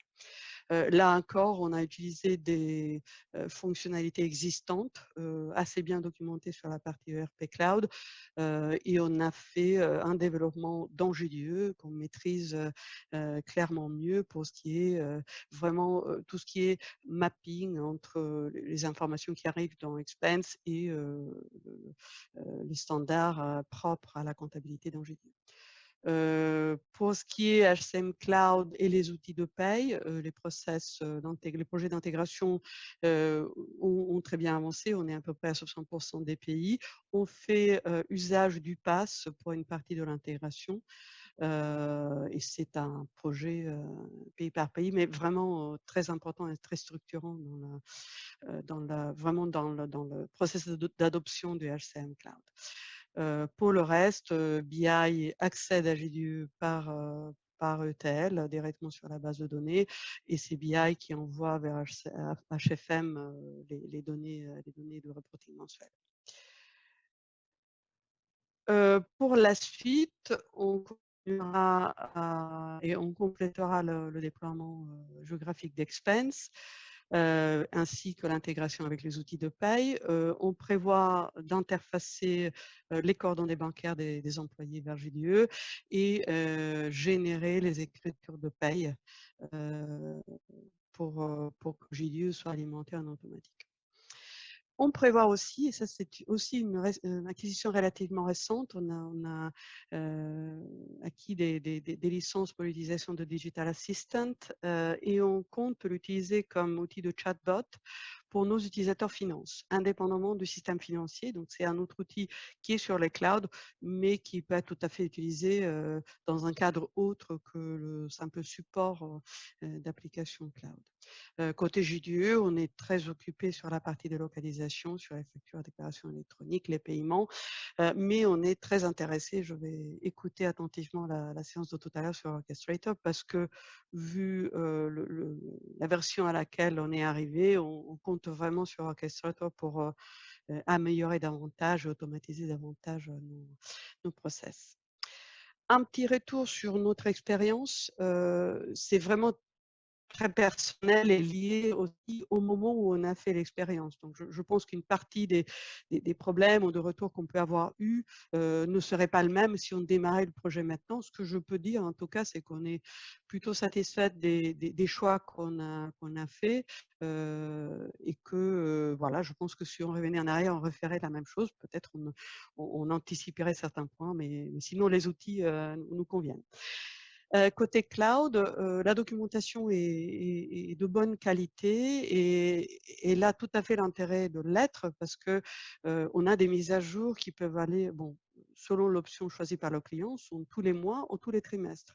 Donc il faut qu'on soit très réactif pour apprendre à connaître quelles sont les modifications, apprendre à savoir si ces modifications impactent l'utilisateur directement ou s'ils arrivent en option. Donc cette documentation, elle est très bonne. Il y a un petit tic sur l'application mobile parce que Expense arrive avec une application mobile, mais avec des fréquences de mise à jour un peu désynchronisées du reste. C'est probablement techniquement pas possible de faire autrement, mais à niveau de documentation, clairement, il y a de la marge d'amélioration. Pour ce qui est du support, on n'a pas, je l'avoue très franchement, pas eu un énorme, beaucoup de bonnes expériences avec le support. Je pense que ERP Cloud et HCM Cloud, mais plus ERP Cloud, peut-être souffre encore un peu de sa jeunesse. Et donc, l'équipe support n'a pas encore suffisamment le recul. On n'avait pas le recul quand on a fait appel à eux pour nous fournir vraiment un support de qualité. Le plus souvent, c'est la documentation qui est utilisée pour nous répondre, mais en fait, la documentation est disponible. Donc voilà, donc ça c'est un point sûrement à améliorer, mais je suis assez optimiste sur la prise de compétences de l'équipe support, forcément due aux modules qui ont aussi un peu plus de vie que quand on a commencé à les utiliser. Je vous ai parlé de la mise à jour tous les 3 mois. C'est vrai que comparé à JDE, dans JDE, on a beaucoup de patchs et bon, il faut choisir à quelle fréquence on les applique. Nous, on a choisi une application de patch 2 fois par an. C'est vrai que toute la partie localisation est assez lourde à gérer. Voilà, je pense que ça serait extrêmement compliqué d'adopter une fréquence tous les 3 mois avec tout ce que ça implique de prendre connaissance des modifications et les adopter, les tester. Mais bon, c'est juste mon opinion. À niveau de compréhension, évidemment, c'est un peu plus compliqué de comprendre ce qu'il y a sous le capot, vraiment comprendre comment fonctionnent les modules sur le cloud. C'est vrai qu'il y a encore une fois beaucoup de documentation, mais voilà, on a tellement de facilité avec des debugs, avec des requêtes SQL sur JDE que voilà, c'est un pas à franchir, mais qui est aidé, et c'est le point suivant, par Customer Connect. C'est un forum auquel on peut s'inscrire si on est client Oracle et c'est extrêmement riche. Tous les clients peuvent poster des questions, partager leurs problèmes et c'est très vif. Donc il y a beaucoup de retours des clients, donc extrêmement utile, parfois plus utile que d'ouvrir un ticket chez Oracle. Et il y a aussi la partie idée, ce qui permet au moins de partager des idées, de demandes d'évolution et d'obtenir l'adhésion d'autres clients, ce qui est effectivement un tout petit peu plus compliqué côté GDO. Côté performance, là aussi, il y a eu des évolutions. Au tout début, ce n'était pas vraiment les écrans HCM, jamais les écrans Expense. Là, il n'y a jamais eu de problème de performance, mais côté HCM, les écrans étaient assez lourds, mais il faut dire qu'ils sont passés par pas mal d'évolutions. Donc aujourd'hui, le seul problème de performance qu'on rencontre encore est sur la partie reporting au TBI, qui voilà, quand on essaye de montrer un nombre assez important de données, souffre de temps de traitement trop long pour que l'utilisateur s'attarde et attende le résultat. À niveau des ressources, ça aussi, c'est quelque chose qu'on a vécu, peut-être aujourd'hui, et je l'espère pour les prochains clients, ça a évolué, mais c'est vrai que quand on a cherché des ressources et des compétences expérimentées dans ERP Cloud, et plus particulièrement dans l'implémentation d'Expense, on n'en a pratiquement pas trouvé, ou très très peu, en tout cas pas en France. On a fait appel à des ressources un peu ponctuellement. On a beaucoup investi nous-mêmes pour apprendre à connaître l'outil. Et encore une fois, la documentation et Customer Connect nous a aidés dans cette phase de découverte. Et dernier point, HCM et ERP Cloud n'ont pas avancé au même rythme. Il y a clairement des pas qui sont franchis dans l'ergonomie des écrans, dans les fonctionnalités, un peu de personnalisation dans HCM qui arrivent plus tard dans ERP. C'est sûrement un choix commercial et je compte et j'espère qu'Oracle va bien pousser progressivement les mêmes bonnes fonctionnalités sur l'ERP. On sera ravis de s'en servir. Voilà, donc juste pour terminer, quelques petits conseils pour quelqu'un qui démarrait un projet d'implémentation de HCM ou RP Cloud. C'est du bon sens sûrement, mais réfléchir en amont sur les choix structurants. Il est assez difficile de revenir sur ça. Il y a des choix très importants qui sont faits dans l'organisation des données, dans l'organisation tout court, dans la façon de déclarer l'organisation d'une société. Et voilà, il faut les prendre et avoir bien clair les avantages et inconvénients des différentes options. Et donc là, clairement, c'est le moment de faire appel à des experts.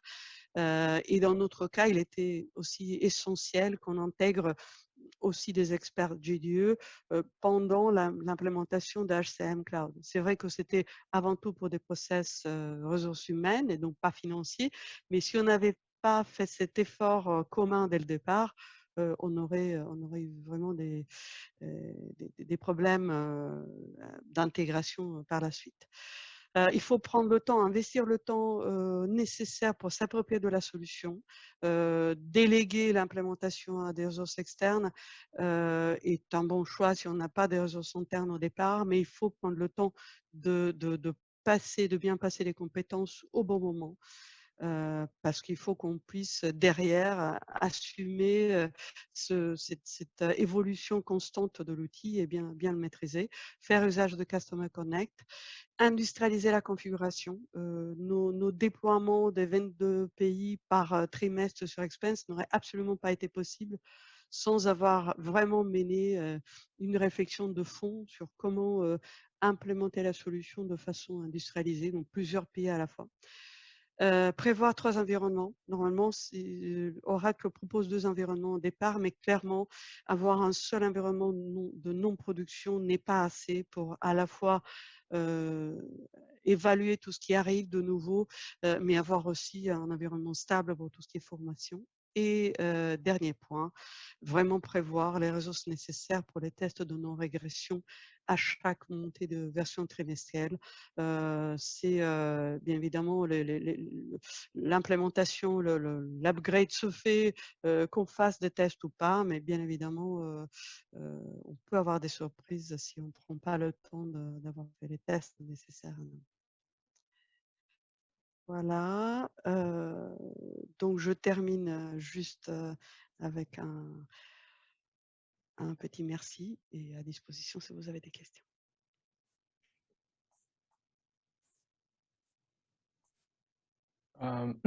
Je pense, merci beaucoup Marcel. Je pense que c'est Lionel maintenant qui va...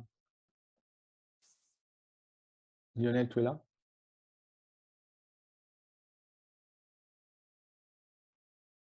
Oui, je suis là, j'arrive doucement. Buongiorno. Buongiorno. Ok, donc dans les 10 minutes qui viennent, avant de faire une pause, si j'ai bien compris, je vais vous parler un petit peu des dernières nouvelles, entre guillemets, autour d'OCI, dans un contexte JDE, parce qu'effectivement, on annonce plein de nouvelles, on investit énormément sur l'offre OCI, donc j'ai sélectionné les nouvelles qui sont les plus appropriées. Alors, quand on regarde un petit peu OCI, vous savez un petit peu que c'est une offre qui couvre à la fois ce qu'on appelle infrastructure de service et plateforme de service. Donc, on a tous les services qui vont bien et sur lesquels s'appuient nos applications en mode SaaS. Des clients aussi qui ont développé leur propre application qui les déploient sur OCI, ainsi que des solutions des éditeurs. Tout ça étant hébergé dans des régions, comme l'a mentionné tout à l'heure Paolo. Et vous voyez qu'effectivement, une région arrive en France. Et en définitive, c'est 2 régions qui arrivent en France. La première étant Marseille, qui a été annoncée, si vous avez fait attention un petit peu récemment, par Karine Picard. Et donc, pour lancer, entre guillemets, cette région qui arrive, donc la première sera à Marseille d'ici la fin de l'été, on a créé 10 vidéos qui expliquent l'importance d'avoir une région en France. Donc voilà, vous avez un exemple des premières vidéos qui sont sorties. Il y en a 5 qui sont sorties. La première, le lancement de la région en France. La deuxième, pourquoi c'est important d'un point de vue souveraineté des données. La troisième, sur la partie connexion, comment se connecter de manière efficace, je dirais, à cette nouvelle région, des informations sur la tarification et sur la sécurité, etc. Donc, tout ça est disponible vous avez le lien ici, et comme le disait Paolo, les slides seront partagés sur une chaîne YouTube qui vous donnera accès à toutes ces vidéos. Ce qui est important aussi, c'est qu'on a fait beaucoup d'annonces récemment pour aider nos clients à aller vers OCI. Alors, on a ces 2 offres. La première, c'est CloudLift, c'est une assistante gratuite pour aider nos clients à migrer sur OCI. Alors, je vais être très clair, c'est une assistante pour aider nos clients. Donc, c'est un travail collaboratif avec le client, avec transfert de compétences pour migrer ce qu'on appelle un workload, donc une application par exemple JDE, sur OCI. Donc, ça peut être directement entre Oracle et le client. Ça peut être aussi avec un partenaire. Donc, aider, je dirais entre guillemets, un trio, Oracle, le partenaire et le client, à, pareil, migrer un environnement JDE sur OCI. Mais c'est vraiment du transfert de compétences, de l'expertise, avec des experts OCI et, je dirais, en fonction des différents scénarios qui vont intervenir. Ça, c'est le premier programme, c'est le Cloud Lift. Le deuxième programme, qui lui est tout récent, puisqu'il a été annoncé il y a 2 jours, c'est ce qu'elle s'appelle Support Rewards, et je vais y revenir par la suite. L'objectif, c'est de récompenser nos clients qui sont des clients historiques d'Oracle, ça veut dire qu'ils ont du support technique. Ça s'applique que, je dirais, à nos clients qui ont de la technologie et qui payent du support pour la technologie Oracle, mais qui ont décidé d'aller vers OCI et de consommer des services OCI.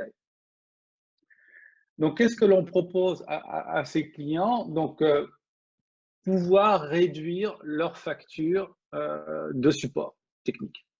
D'accord?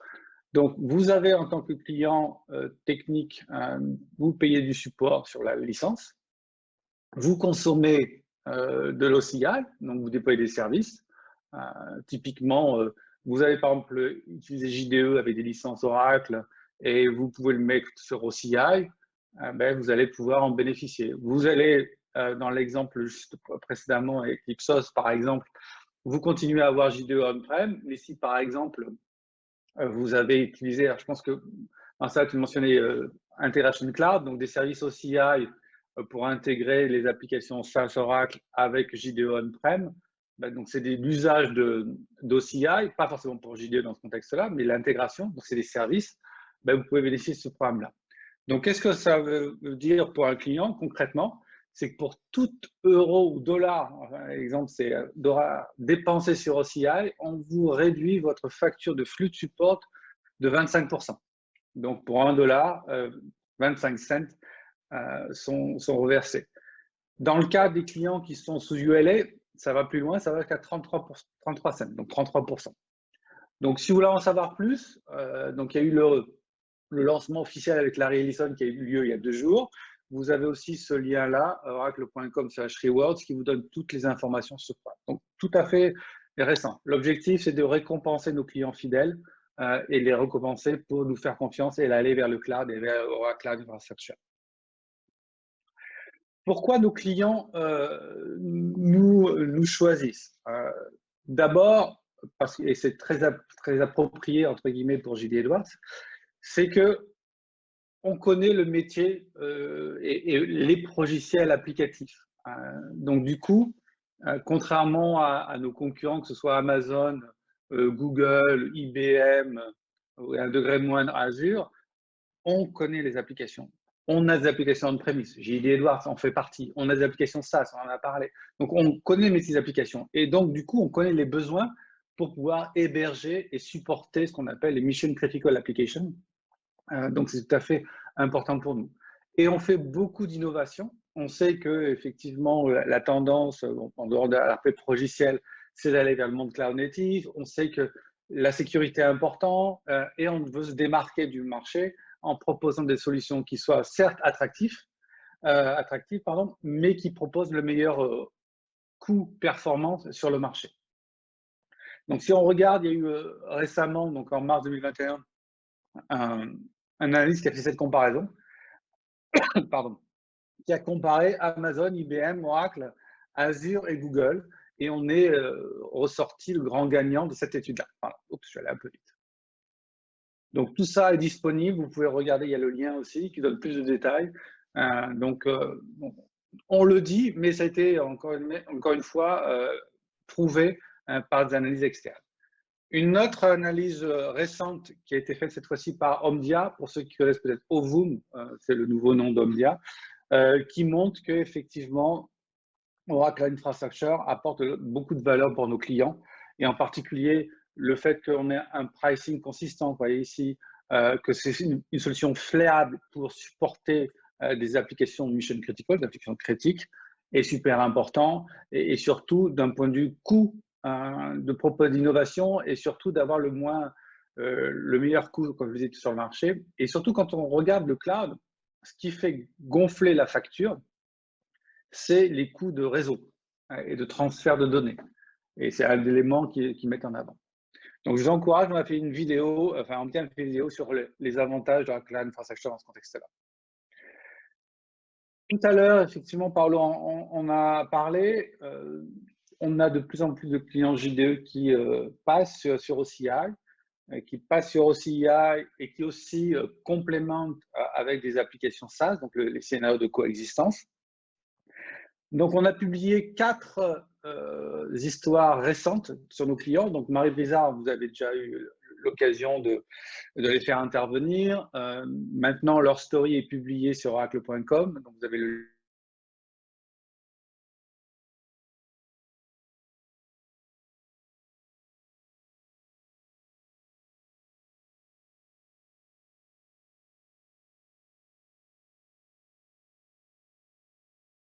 mais ils ont fait aussi le choix d'implémenter Cloud SM, donc Supply Chain Management. L'autre, Food Delivery Brands, qui connaissent un peu mieux Pizza Hut. Donc, c'est une société qui livre des pizzas.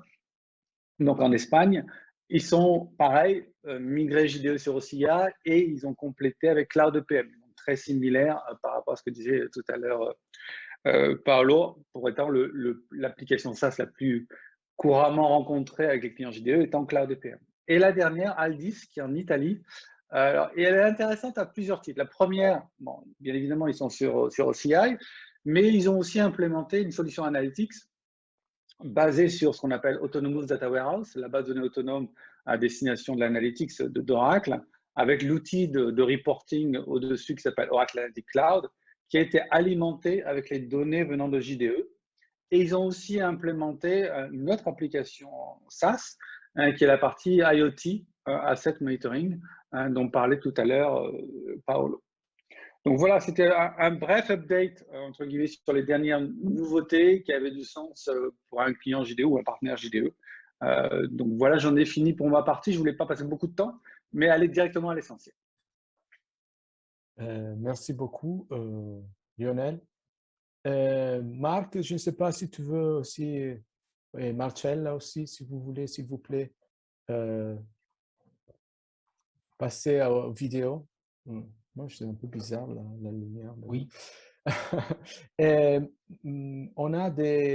ne sais pas si on a des questions. Je pense qu'il y avait quelques questions qui ont été répondues pendant la session.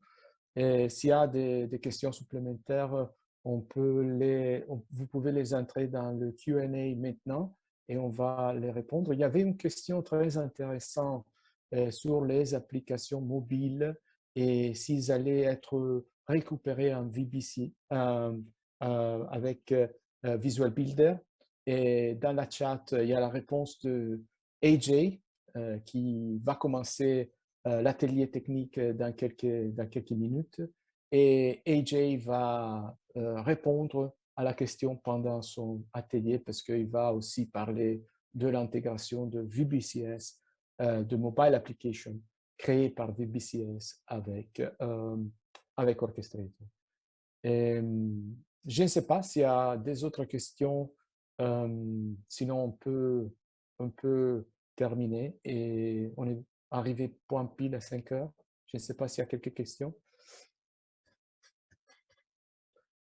Normalement, c'est une question qu'on a très, très souvent, c'est est-ce qu'on est obligé à passer à Fusion Application? Et la réponse est très simple, non, non, non. Et c'est comme je disais au début, c'est une option supplémentaire que Oracle offre aux clients, mais JD Edwards va continuer à être développé et nos clients peuvent continuer à l'utiliser. Pas de questions? Il est 5 heures. Je ne sais pas. Je pense que maintenant, c'est... je ne sais pas, Marc, si tu as des commentaires supplémentaires. Non, je n'ai pas de commentaires supplémentaires, mais on est toujours à l'écoute et donc on va continuer à regarder le Q&A. S'il y a des questions qui apparaissent encore, on va les répondre. OK, et puis je pense qu'on va partager des slides et puis s'il y a des questions après, on peut répondre aux questions avec quelques jours de retard, ce n'est pas un problème. Et aussi, s'il y a besoin de faire des rencontres supplémentaires avec les clients, on est toujours disponible.